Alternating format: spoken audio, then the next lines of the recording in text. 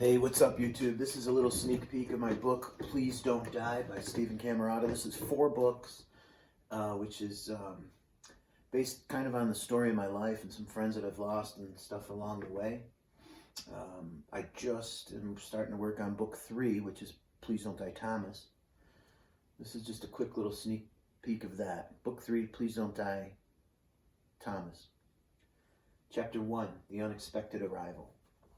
"I have blood in my underwear," she exclaimed with startled eyes as she slowly and cautiously sat back down at the table. I could tell immediately that things were about to get very serious and fast. I instinctively and quickly touched my index finger to my thumb, and with a universally understood wave in the air, I gestured to our waiter that we needed our check immediately. I was starving, and I was only 2 pot stickers into our appetizer, and my blackened Cajun chicken sandwich hadn't even arrived yet. But we had to leave, and we had to leave immediately. With this sudden and unexpected change of circumstance, my hearty appetite had magically vanished anyway. I had to rush Tracy to the hospital to see what was happening. My mind raced. She was only 26 weeks pregnant with our son Thomas, and she couldn't have entered her 3rd trimester yet. It was definitely way too soon for her to be going into labor, and that is exactly and shockingly what seemed to be happening at this exact moment. Little did I know at this time, but our lives were about to take a drastic change, and our lives as we knew them would never be the same or as we had planned and expected them to be. Only 8 short weeks previous to this moment, Tracy's cervix unexpectedly and suddenly began to open up, and there was a very good chance at that time that we were going to lose the baby.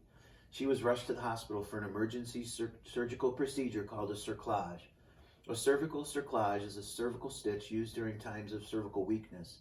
When the cervix starts to shorten and open too early during a pregnancy, the result can either be a late miscarriage or a preterm birth. This procedure helps prevent the preterm birth and reduces death and illness to the baby. I couldn't help to think that perhaps my penis was to blame. I asked the doctor what could cause Tracy's cervix to open up too early, keeping my fingers crossed in my mind that it wasn't because of me always constantly bugging her to have tons of sex throughout her entire pregnancy.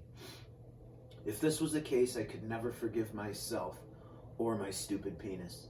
Fortunately, her doctor encouraged us that we were doing everything correctly, and sex during pregnancy is perfectly acceptable and safe in our particular case, but it was different for different people.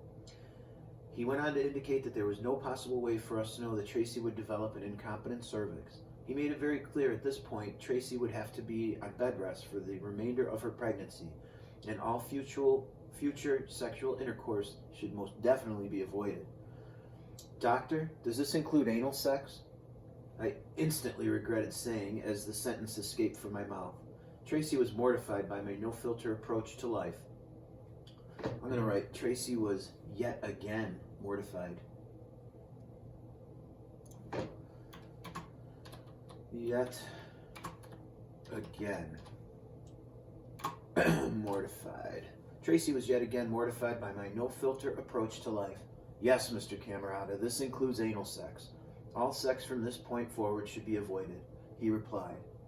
I, of course, wanted to inquire about blowjobs, but I decided based on the current tension in the room that perhaps might be a good idea for me to keep that question to myself. So that's where I'm at.